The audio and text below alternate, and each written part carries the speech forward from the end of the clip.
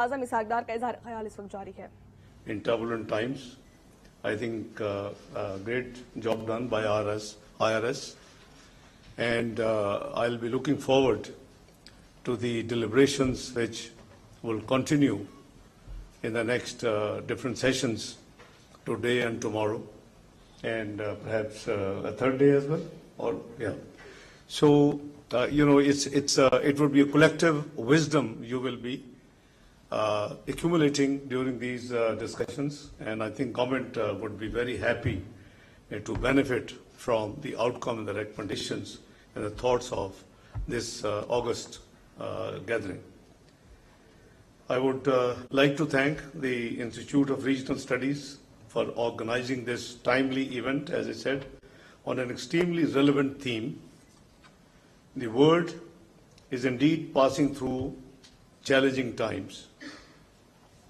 We face numerous interlinked crises threatening international peace and security, economic stability, and sustainable development. Situation of conflict and continued foreign occupation defy the promise of the United Nations to save succeeding generations from the scourge of war and to guarantee the self-determination. Ladies and gentlemen, long-standing unresolved disputes from Kashmir to Palestine continue to face a serious challenge and pose a serious threat to the regional and international peace and security.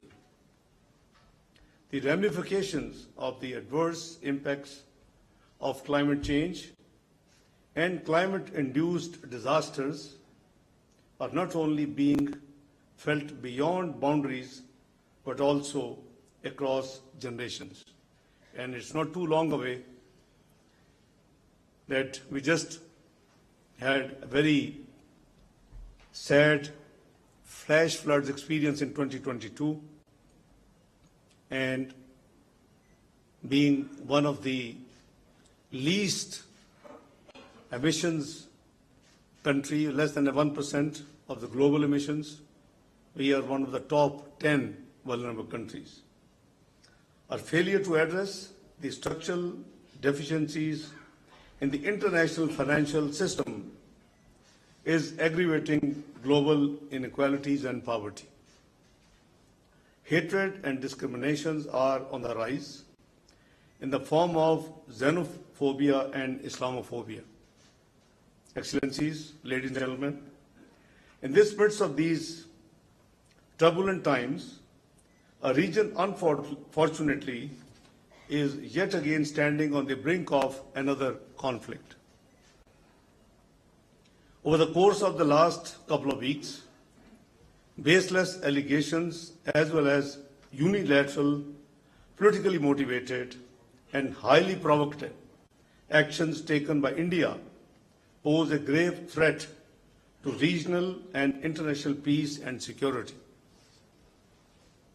There appears to be calculated and premeditated attempt to escalate regional tensions, following a familiar pattern: level accusations against Pakistan without evidence, use inflammatory rhetoric, incite war, hysteria, and use this as a pretext for aggression and unilateral actions. Why I'm saying so? I just want to remind and not go into detail. I'm sure all of you, it's not decades old, it's just 2019. Pulwama, media hype, rhetoric, followed by unilateral deletion of Article 370 and 35A, which led to declaring the 7 decades old disputed territory guaranteed by the UN resolutions to be resolved in the light of principle of self-determination and of the will of Kashmiri people that was all binned after that entire Pulwama episode. However, this brinkmanship carries consequences that extend far beyond India borders. We believe that what has happened is to divert attention, I'm talking now of Pahalgam, from India's internal challenges, state-sponsored terrorism, the ongoing human rights violations in the Indian illegally occupied Kashmir, and to gain narrow domestic political objectives. Don't forget there are some by-elections coming through next few months in India. However, we are obviously absolutely alert. Regional and international peace and security cannot be sacrificed at the altar of narrow electoral gains. This is a dangerous political game and gamble, putting at stake the lives of millions in the region. Being a responsible member of the international community, Pakistan remains committed to regional peace and stability. We will support all efforts towards de-escalation. I have had interaction in the last few days with more than a couple of dozens, Prime Minister, Deputy Prime Ministers, foreign ministers of other countries.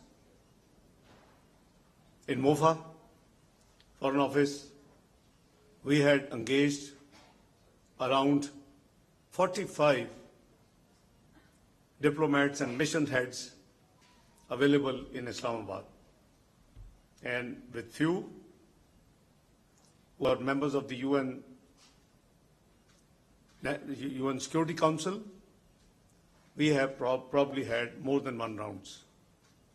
However, in case of any act of aggression, let me first tell you that my interaction revolved around what? In fact, on 22nd of April, we just landed, Prime Minister, myself, on a 36 hours official state visit to Turkey. We were invited by His Excellency the Turkish President. Soon after landing, we had this sad news, and straight away our meeting started, which ended over the dinner. And once I was done, I engaged Foreign Office. It was almost 1 o'clock in the morning, between 22nd and 23rd of April. We decided to issue a condolence message, which is still on our website. On 23rd of April, we issued this statement, and we learned that Prime Minister Modi, after curtailing his visit to Saudi Arabia, would be holding Cabinet Committee on Security of India. At times, a couple of times, changes in the time, the meeting would be held, but finally it held around between Maghrib and Isha, our time. And after the meeting, there was no mention in their official statement, press briefing, any reference to Pakistan, but all the measures they took were Pakistan specific. You only need probably class 1 student to assess what was it all about. So we decided to hold our National Security Committee meeting following morning. And India, by the way, the measures they announced, number 1, closing of Atari border. Number 2, reducing the size of our mission in New Delhi. Number 3, declaring our armed forces personnel, you know that attaches, naval, air force, army attaches, always there, as persona non grata. 4th, the Pakistani holding valid visas and inside India, the visas were cancelled and asked to leave immediately Indian territory. And the most shocking, the fifth, was that they announced that they will hold in abeyance the over 6 decades old treaty known as Indus Water Treaty. Now, surely there isn't any provision in the treaty, those who have gone through the treaty. Generally, the international treaties cannot be amended or terminated without the mutual consent of the parties to the treaty. And that's exactly is the spirit of, it's not deemed spirit, it is written in the treaty that neither party solo can terminate or amend this treaty. Now, this is most unexpected from any responsible country in the Committee of Nations. We are low riparian. We established precedents and laws in the world and practically followed is the low riparians always have an access to the water which flows from the upper riparian. We are low riparian. Without going into debate in 1961 what happened, because there are certain critics, and perhaps rightly so. But all those actors who actually signed the treaty and were party to the treaty finalization are no longer in this world, so God, bless their souls. But there was a huge criticism that giving away the right to 3 rivers of Pakistan wasn't a very good deal. The water distribution treaties are generally evolve around how and what distribution would take place. But Pakistan actually agreed to virtually drying up 3 of its rivers and through that treaty. And now, they say that we are going to, by the way, I have tried to search, maybe you are great scholars, some may know, legos. I can't find the word abeyance in international treaties, dictionary. The suspension word is there, but abeyance, I haven't seen that. So it was just shock. So, as I said, that very next morning, we held our National Security Committee meeting, and we decided to still exercise patience. So we threw back the same measures on Indians what they have done to us. We closed Wagah border. We downgraded their mission here as a reciprocity. We declared that armed forces personnel persona non grata. We cancelled the Indians who were given visas and were in Pakistan and also asked them to leave. And we declared in no ambiguous terms that the holding in abeyance is non-starter, because we said it will tantamount to an act of war. We will not allow to divert or stop the flow of water, which is Pakistan's due share under the Indus Water Treaty. And in the National Security Committee meeting, we have made it amply clear that we would exercise restraint and we will not be taking any escalatory move. Almost these over 2 dozens world-renowned You know, as I said, Prime Minister, Deputy Prime Minister, foreign ministers. Even yesterday I spoke to Russian, I spoke to Malaysian foreign ministers. And they all, including UN Secretary General, the US Secretary Rubio, Russian Foreign Minister Lavrov, EU Foreign Minister, they all, when I speak to them, they all try to advocate that please, Mr. Foreign Minister, Mr. Deputy Prime Minister, whatever they want, they say, please restrain and do not react and do not take any escalating move. I have told each one of them three things.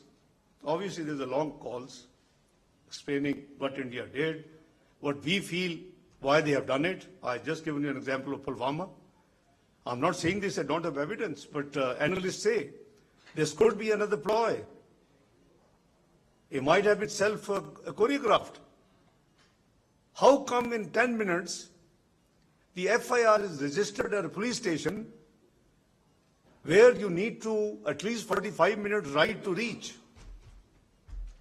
They completed investigation, they completed all the facts finding, they dealt with the on-site, and in 10 minutes the FIR was registered. Come on, nobody's fool. And then what they conveyed, because obviously all these international dignitaries are talking both sides.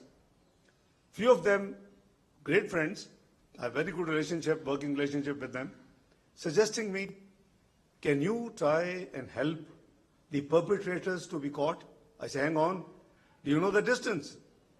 Where it happened and where is the line of control? They don't know. 230 kilometers. I mean, you can write in 10 minutes FIR, but you can't hold the perpetrators who did all this business and heinous act there. Listen, one thing should be very clear. Pakistan has always and will condemn terrorism in all its forms and manifestations. This is our country policy. This is not now. When we fought against terrorism 2013-17, I was finance minister of Pakistan. I know how many hundreds of billions we had to finance. Even this was the policy decided, declared at that time. And we also declared we will not allow our soil to be used for any terrorist activity against any other country. The state is not involved at all in this sad incident. But so I keep telling these guys, my colleagues, diplomatic colleagues, that listen, it is as per analysts, some analysts, that they say this could be a ploy. And why? Because India has been now communicating with us officially that this treaty needs to be, a lot of ground realities have changed.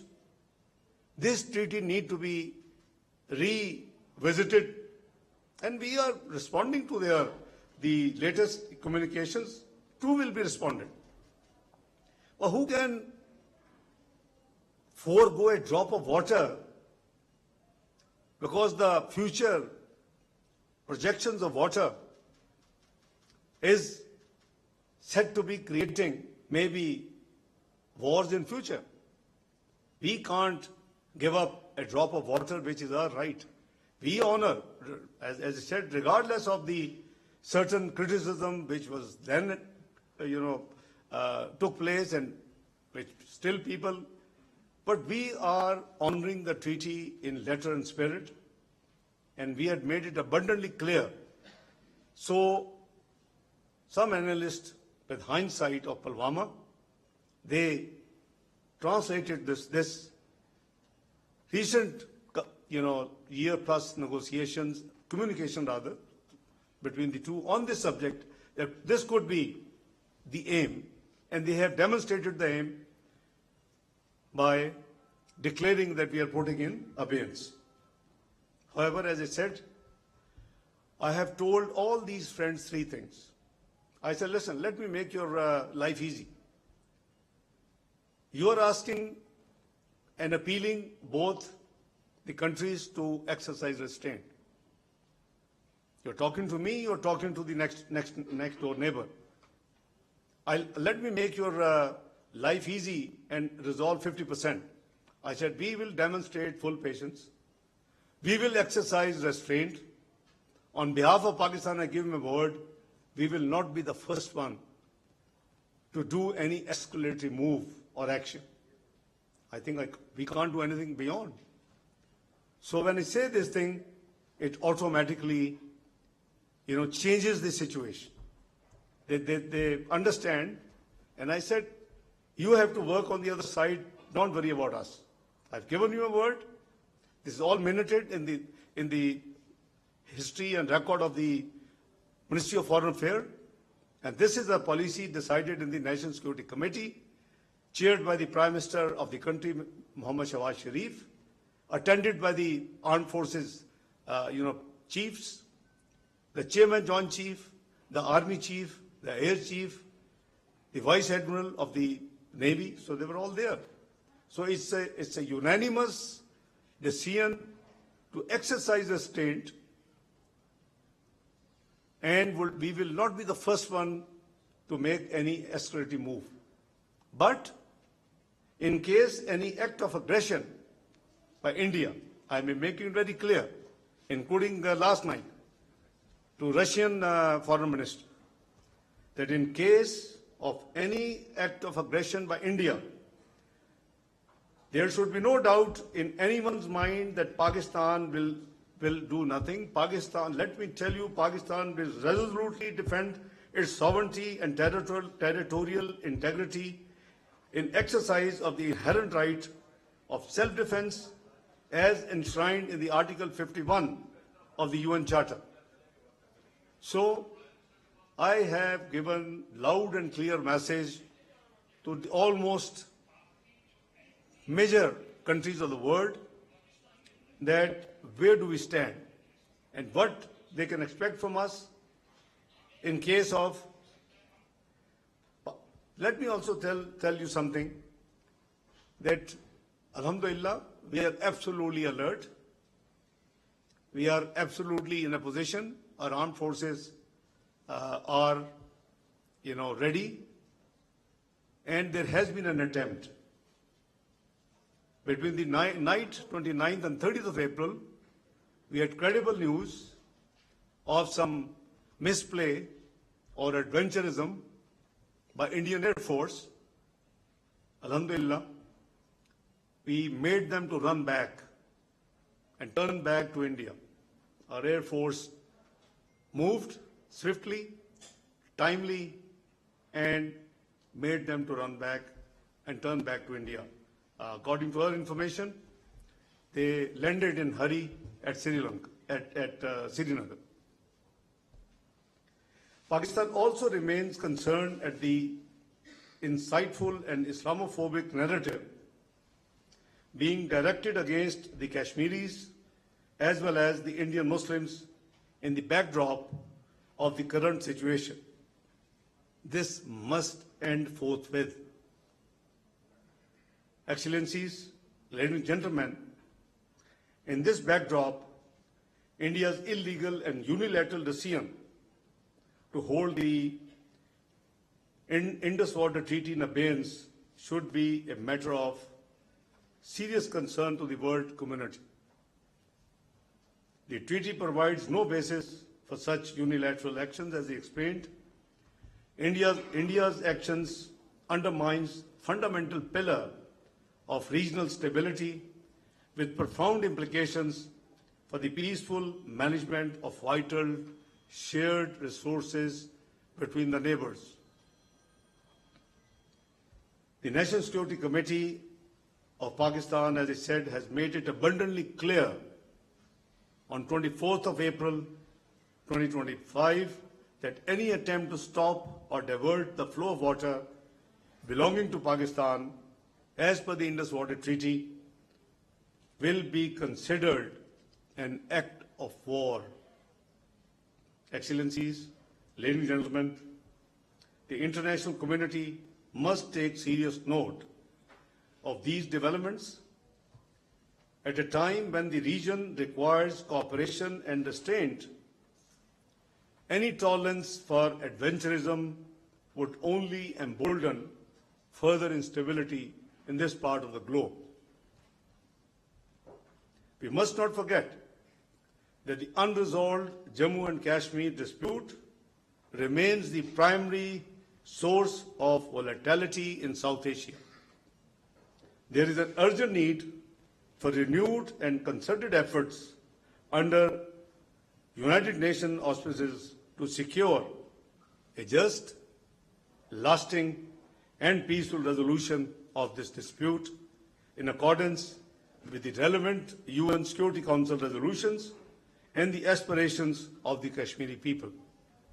Excellencies, ladies and gentlemen, the challenges being faced by our region as well as those at the global level can only be addressed through a renewed recourse to multilateralism. There is a need for universal and consistent adherence to the fundamental principles of the UN Charter, self-determination of the peoples, non-use of threat of force, respect for the sovereignty and territorial integrity of all states, non-interference in their internal affairs, and peaceful settlement of disputes. As I speak, millions of Palestinians are enduring unparalleled suffering. Thousands have lost their lives. Many more have been injured, and millions have been displaced. Humanitarian aid is being deliberately denied to millions in dire need, and humanitarian workers are being targeted with impunity. You have seen what's going on with UNRWA. You must speak and speak with one voice to demand an immediate and permanent ceasefire in Gaza and ensure free flow of humanitarian assistance and lifting of all barriers. We ourselves have been experiencing this problem. We have sent almost 1.5 consignments at different times. First, we were sending to Gaza through Egypt. Problems erupted. I had to engage Amman. We started sending consignments through Amman. Then issue expanded to Lebanon. We sent our consignments to Lebanon and followed by Syria.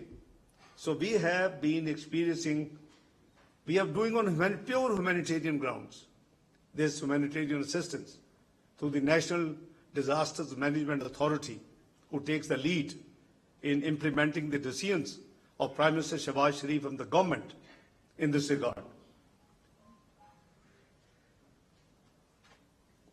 So I personally believe that lasting peace in the region cannot be achieved without allowing Palestinians to exercise their inalienable right to self-determination for a viable, secure, contiguous, and sovereign state of Palestine on the basis of pre-1967 borders and with Al-Quds Al-Sharif as its capital, in accordance with the relevant UN resolutions. The vicious cycle of poverty and rising global inequalities cannot be addressed unless we make head-on the inequalities in the international economic relations and take them head-on.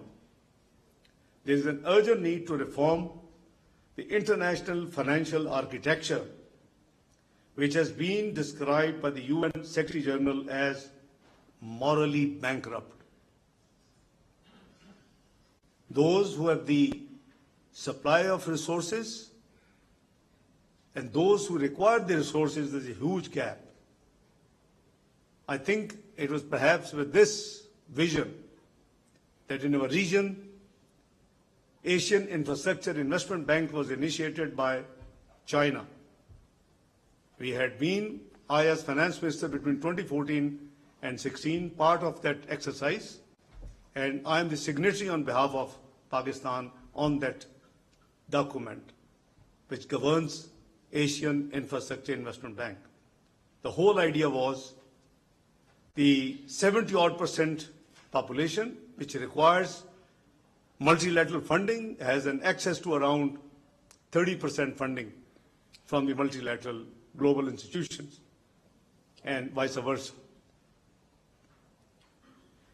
Neither the Sustainable Development Goals nor the climate goals can be achieved without international cooperation. We have seen recent statements of some global powers. I don't know how much is relevant as of now, the climate funding and the climate change subject. I think we all have to wait patiently and see and watch and plan for our own country accordingly. Concrete actions are needed to help developing countries trapped in the liquidity crisis and debt distress by ensuring adequate concessional finances, rechanneling of unused SDRs, seeking a sustained increase in the lending capacity of the multilateral development banks, and funding of International Development Association, IDA. Excellencies, ladies and gentlemen, access to advanced technologies, especially digital technologies, must be available on the basis of equity and non-discrimination. Being one of the topmost climate vulnerable countries, Pakistan recognizes the critical need for the international cooperation to address the common challenges posed by climate change. We need enhanced global climate actions and international cooperation to mitigate the navigate impacts of climate change based on the established principles of equity and common but differentiated responsibilities and respective capabilities, commonly known as CBDR-RC.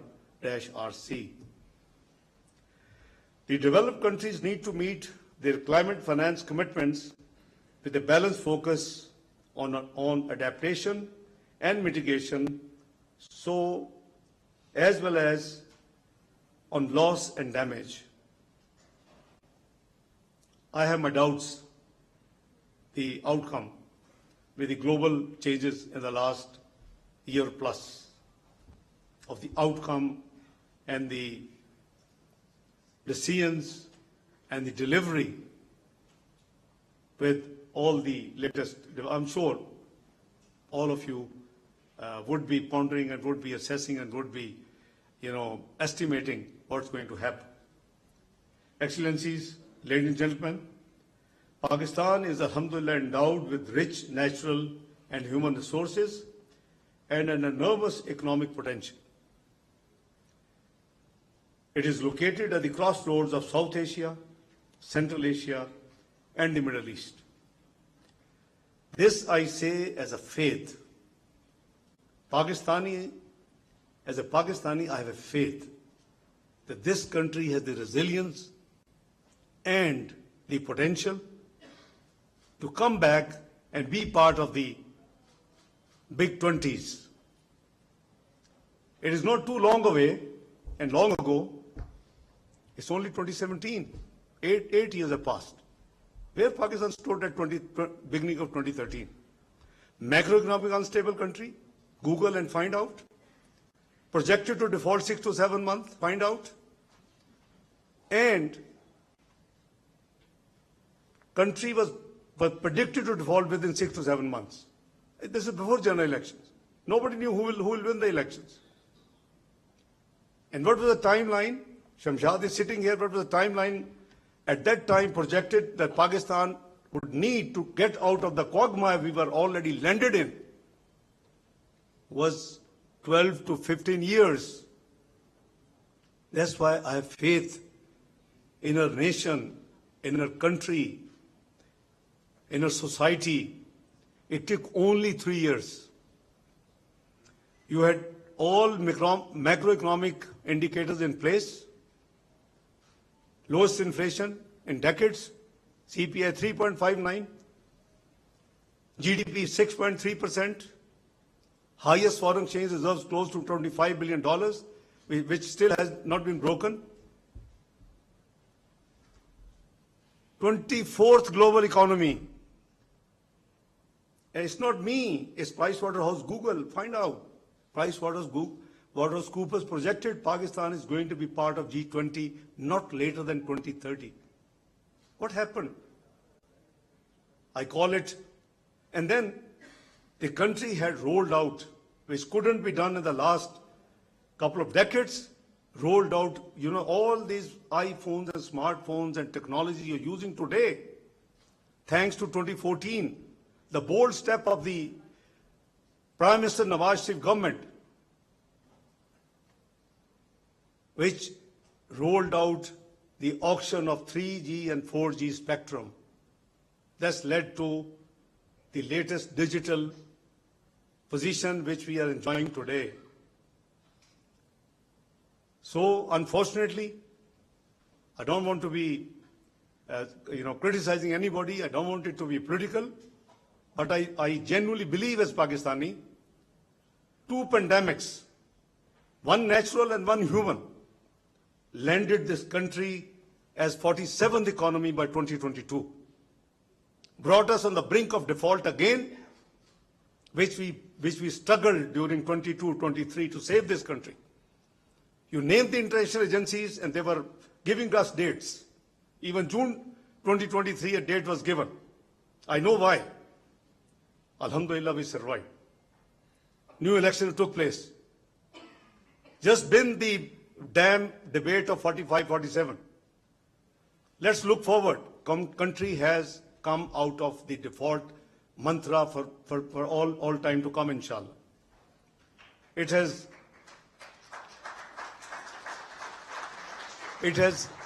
started on the trajectory of growth. I welcome everybody, all parties, to please, for national interest, we must work together. I think there's a recent demonstration you had seen in the Senate. Former Prime Minister Anwarul Haq Sahib is sitting here. I just saw him.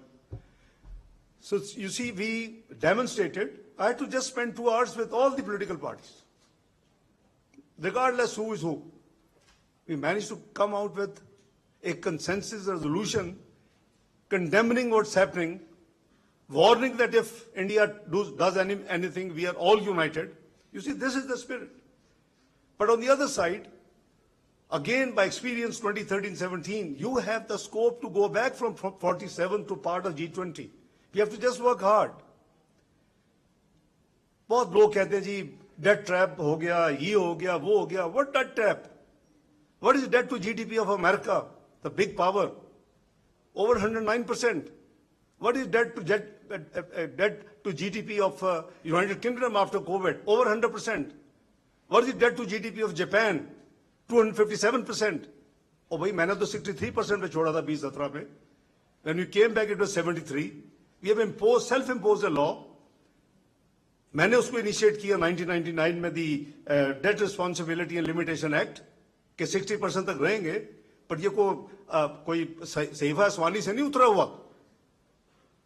God has blessed this country with over $10 trillion of rare earth material, lithium, copper, gold, hydrocarbons, granite.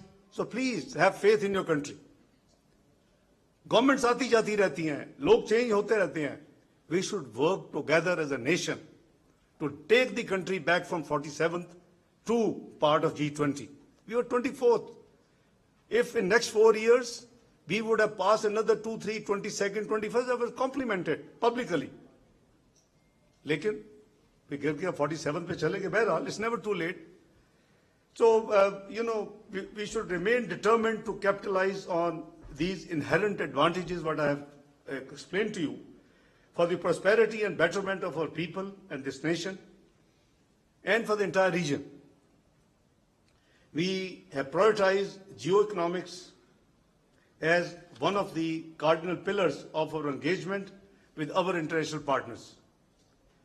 After I got my job description changed this time, having served in the Ministry of Finance for 4 times in the last 35 years, I decided, वो मुझ में वो जो finance का कीड़ा है वो तो है, so I announced on the day one when I spoke to the senior officers of the MOFA that from today, side by side with the conventional diplomacy, there will be proactive economic diplomacy. And we are, alhamdulillah, following that very much principle in the last 1 year plus. We are determined to enhance regional connectivity and increase bilateral and multilateral development partnerships for socio-economic uplift. To achieve these goals, we are desirous of peace in the region and beyond.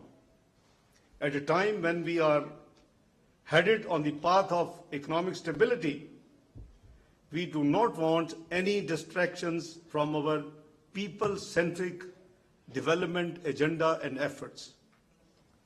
I just had a note before I came on my way.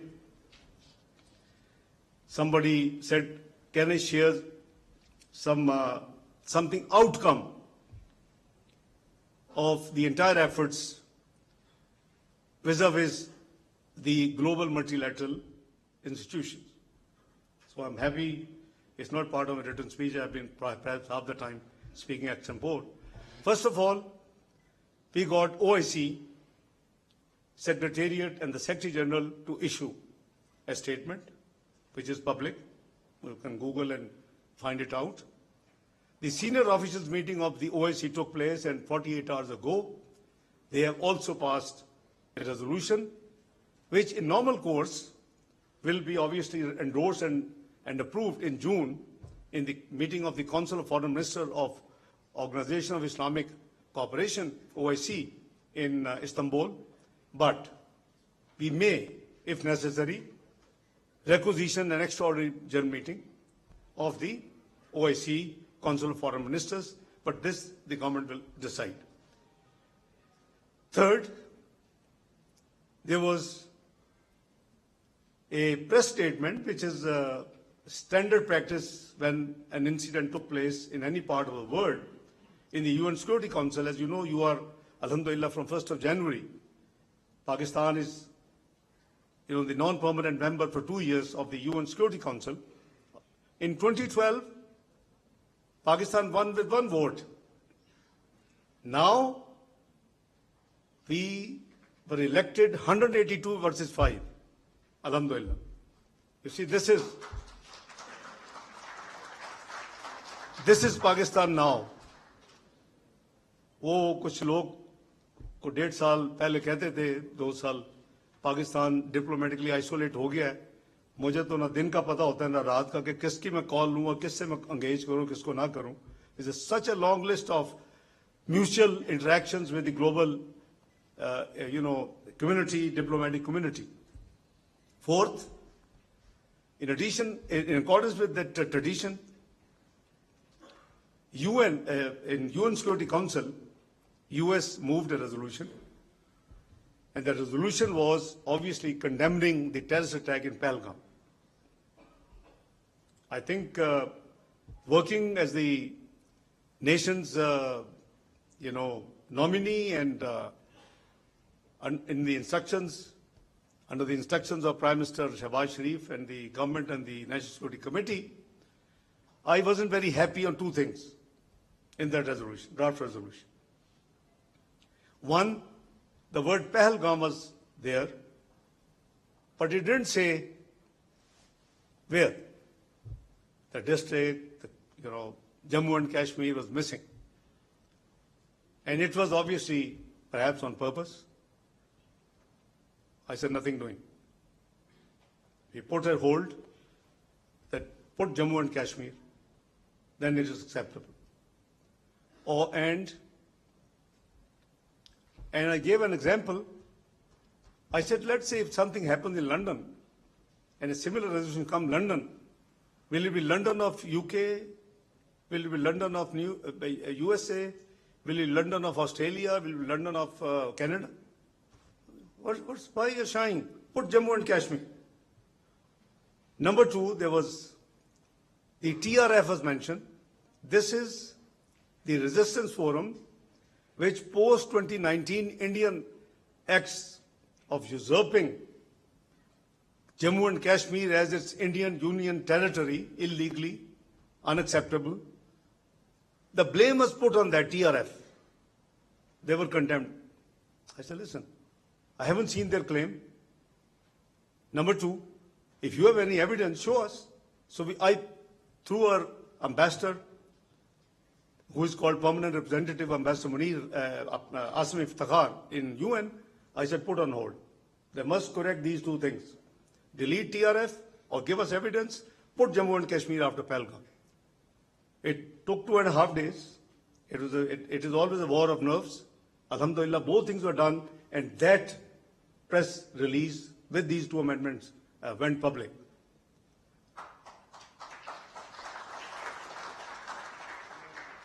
Lastly, Sunday was, for me, there's no Sunday or weekend. I was busy talking to Malaysia, talking to Foreign Minister Lavrov of Russia, etc., and dealing with many things related to it. With the approval of Prime Minister and in consultation with the Army Chief, General Asim Munir, I have directed last night our permanent representative in UN to summon and request for a meeting of the UN Security Council. Let's share with them what I have talked to you here. Let's share with them with the facts and figures and the detail and the evidence we have shown other day when ISPR, Lieutenant General Sharif Saab with me, and our spokesperson Shafqat Ali Khan was with me. I'm sure you would have seen it. It was elaborate. So we have triggered it last night. And fourth, and the last, OIC, there is an OIC contact group permanent observer status in UN. We managed to have the meeting, and there is a resolution which is going to be out any day during our working hours, inshallah, and maybe 7, 8 in the evening. So that has also been done. So we are, as your representatives and the government, are doing whatever best we can to deal with the situation. Visibly, India has gone defensive. It's not me who got sponsored in New York Times, in Bloomberg, in Economist, in Financial Times. No, they understood our viewpoint. That what we are saying makes sense. Please give us the evidence. Pakistan has categorically made an offer by Prime Minister Shahbaz Sharif in his address to the Kakul Passing Out Academy on Saturday, within days of this incident, that we are ready for any independent, transparent, international probe and investigation because our hands are clean. So if you want to get it done, most welcome. Let's call spade a spade and let's find out who are the ones who were involved in all this and what is the outcome. So, Allah ka shukr hai कि पाकिस्तान ने अब तक जो अपनी efforts की हैं, which are a duty, has exposed Indians malafide, and now they are on the back foot. But, it takes two to tango. I've been telling all these dignitaries whom I'm talking to in the last few days that I can assure you only from my side that we will demonstrate patience, we will exercise restraint, and we will not be the first one to attack. But if anybody makes any mistake and enters into adventurism, then God knows where those situations will be leading to. So hopefully, I hope sense prevails, and they should do introspection I'm not sure. I'm not blaming, but I've seen one senior, probably 3 stars, has been sent home. One number 2 in the Air Force has been sent home. Maybe that episode which happened when we forced the 4 Indian Air Force, fighters to go back just 4 days ago. So God knows. But anyway, it is their internal business. They can sack the whole army, whole Air Force. It's not our business. Perhaps it will resolve the issue. But anyway, I think I have taken a lot of time beyond I was asked to. I do hope that the international community will help us achieve the goals I have enumerated in my little talk.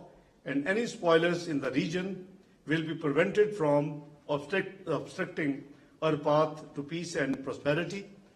As I said, I will be keenly looking forward to your deliberations in the next few sessions in 3 days. And I think your wisdom will certainly help Ministry of Foreign Affairs and the government as a whole to benefit from any great ideas which you will come up with. I once again thank you, Mr. President, and all excellencies, ladies and gentlemen, for your very patient hearing. Thank you very much indeed. God bless you. इलाकाई मुकालमा 2025 मुश्किल वक्त में अमन खुशहाली के रास्ते। इस्लामाबाद में नायब वज़ीर आज़म Isaac डार का तकरीब से खिताब जारी था। उन्होंने कहा कि अमन खुशहाली हम सबका मुश्तरका हदफ है। दुनिया इस वक्त एक मुश्किल दौर से गुजर रही है। अक़वाम मुत्तहिदा मकबूजा इलाकों में हक़ खुदइरादियत की करारदादें मंजूर कर चुका।